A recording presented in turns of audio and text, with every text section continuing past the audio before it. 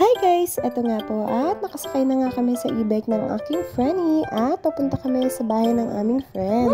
Biglang yayaan na naman nga at food trip na naman ang mga person pati ang mga kids. Ayan nga at tuwang-tuwa sila at pagdating nga namin ay nakaahain na itong mga prepare ng aming friend. Ayan at mayroong fries, may siomay na malalaki at yung kanyang bread na ham and cheese. At bumili nga si Mami Jeline ng cake. Ayan, at ang sarap nga.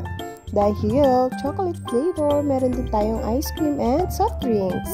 Bigla ang yaya nga pero talagang on the go talaga ang mga mami. At eto nga at movie marathon kami ng bagong movie Hello Love Again. Habang naglalaro nga ang mga bata ay napa-ice cream na rin kami mga mamshi.